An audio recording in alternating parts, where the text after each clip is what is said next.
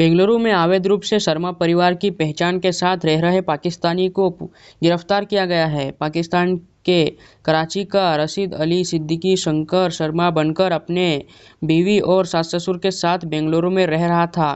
Police ने बताया कि संदिग्ध रशीद अली सिद्दीकी, उसकी पत्नी आयशा और उसके पिता हनीफ मोहम्मद और मां रुबीना बेंगलुरु आउटर के राजपुरा गांव में शर्मा परिवार बनकर रह रहे थे। उन्होंने अपना नाम शंकर शर्मा, आशा रानी, राम बाबू शर्मा और रानी शर्मा रखा हुआ था। वह आसपास के हिंदुओं को इस्लाम में कन्वर्ट करने में लगे हुए थे। इसके लिए उसे पाकिस्तान से फंडिंग मिलती थी। साथ ही बेंगलुरु में रहने वाले कई स्थानीय मुसलमान भी उनकी मदद कर रहे थे। फिर अचानक एक चूक हुई और 10 साल बाद उनकी पूरी पोल खुल गई। पुलिस ने चारों के खिलाफ केस दर्ज कर अरेस्ट कर लिया है। मीडिया रिपोर्ट्स के मुताबिक खुफिया झटपट के आधार पर चेन्नई एयरपोर्ट से 2 पाकिस्तानियों को गिरफ्तार किया गया। वे ढाका फ्लाइट पकड़कर चेन्नई पहुंचे थे। उन्होंने पूछताछ में खुद को भारतीय बताया, लेकिन जब उनके पासपोर्ट चेक किए गए तो वह फर्जी निकले।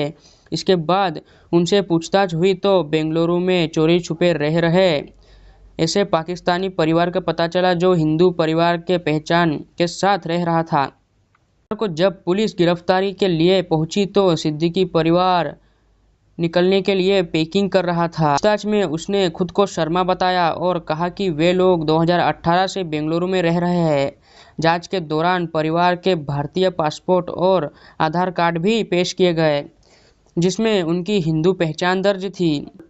जब पुलिस उनके घर के अंदर पहुंची तो मोहम्मद फाउंडेशन इंटरनेशनल जश्न-ए-यूनुस दीवार पर लिखा हुआ था।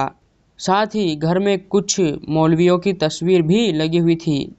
प्रारंभिक जांच के अनुसार रशीद सिद्दीकी की पत्नी बांग्लादेश से है। पहले वे ढाका में रहते थे, जहां उनकी शादी हुई थी। कथित तौर पर यह जोड़ा 2014 में दिल्ली आया था और बाद में 2018 में बेंगलुरु चला गया। गिरफ्तार किए गए 2 अन्य लोग उसके ससुराल वाले हैं। रविवार को बेंगलुरु में बाहरी इलाके जिगानी में छापेमारी के बाद उन्हें हिरासत में लिया गया। एक वरिष्ठ पुलिस अधिकारी ने कहा कि हमारे जिगानी के निरीक्षक उसकी जांच की और मामला दर्ज किया है। एक परिवार के 4 लोग फर्जी दस्तावेज के आधार पर अवैध रूप से यहाँ रह रहे थे। अब मामला दर्ज कर लिया गया है और उन चारों से पूछताछ भी की जा रही है। पूछताछ के नतीजों के आधार पर हम आगे की कार्रवाई करेंगे। यह है पुलिस का बयान। उन्होंने बताया कि वे जिगानी में किराए के मकान में रह रहे थे। उन्होंने फर्जी नामों से पहचान पत्र बनवाए हैं।